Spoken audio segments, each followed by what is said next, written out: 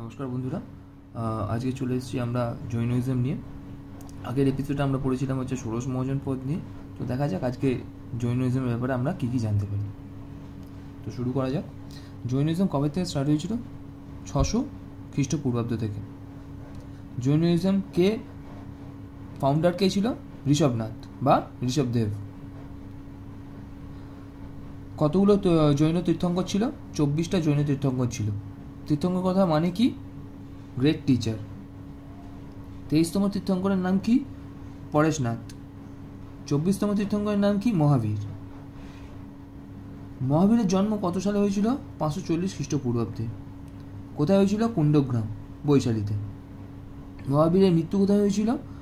72 বছর বয়সে 468 খ্রিস্টপূর্বাব্দে প্রভাপুরীতে ওর মৃত্যু হয়েছিল। জৈনদের দুখানা দল ছিল, একটা ছিল হচ্ছে শ্বেতাম্বর, একটা ছিল হচ্ছে দিগম্বর। শ্বেতাম্বর কাদের বলা হতো? যারা সাদা পোশাক পরিধান করতো তাদেরকে শ্বেতাম্বর বলতো। দিগম্বর কারা ছিল? যারা কোনো পোশাক পরিধান করতো না। ভদ্রবাবু কে ছিল? ভদ্রবাবু সাউথ ইন্ডিয়াতে জৈন ধর্ম প্রচার করতে সাহায্য করেছিল। ভদ্রবাবু কে ছিল? চন্দ্রগুপ্ত মৌর্যের সভার একজন প্রতিনিধি। ঠিক আছে। জৈনিজম সমর্থক কারা ছিল? চন্দ্রগুপ্ত মৌর্য আর খারাভেলা, এরা দুজন ছিল হচ্ছে জৈনিজমের সমর্থক। 5 ডক্ট্রিনস অফ জৈনিজম কি কি ছিল? 5খানা। অহিংসা ছিল, সত্য ছিল, অস্তেয় ছিল, অপরিগ্রহ ছিল আর ব্রহ্মচর্য ছিল। ঠিক আছে।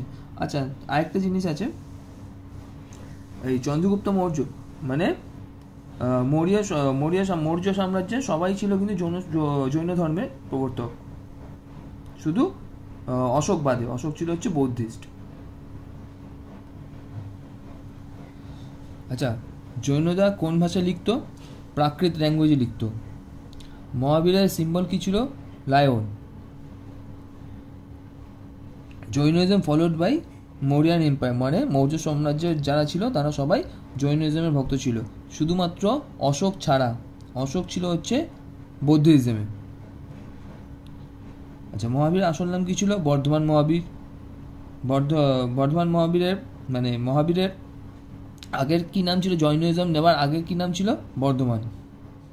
আচ্ছা, জৈন সংগতি আমাদের কটা ছিল? 2টো ছিল। বৌদ্ধ সংগতি আমাদের 4টে ছিল। জৈন সংগতি আমাদের 2টো ছিল। প্রথম বৌদ্ধ সংগতি কত সালে হয়েছিল? 330 খ্রিস্টপূর্বাব্দে হয়েছিল। যার কোথায় হয়েছিল? ভেন্যু ছিল পাটলিপুত্রে। আর সভাপতিত্ব কে করেছিল? সভাপতিত্ব করেছিল স্থূলভদ্র। কি রচনা করা হয়েছিল? 12টা অঙ্গ রচনা করা হয়েছিল। সেকেন্ড বৌদ্ধিস্ট কাউন্সিলে কি হয়েছিল? 12টা অঙ্গ, 12টা উপাঙ্গ রচনা করা হয়েছিল। সভাপতিত্ব কে করেছিল? খাসমা শ্রামানা। কোথায় হয়েছিল? বল্লভীতে। কত সালে? 512 খ্রিস্টপূর্বাব্দে। কোনোদিনও বলবে না যে জৈন সংগতি আমাদের 2টো হয়েছিল, বৌদ্ধ সংগতি আমাদের 4টে হয়েছিল। ঠিক আছে। রিয়েল ফাউন্ডার অফ জৈনিজম ওয়াজ পরেশনাথ। তো আমাদের প্রকৃত প্রবর্তক কে ছিল জৈনিজমে? পরেশনাথ। চতুর্জাম কার বাণী? চতুর্জাম হচ্ছে পরেশনাথ। কি কি? অহিংসা, সত্য, অপরিগ্রহ, অস্থেয়। ত্রিরত্ন কার?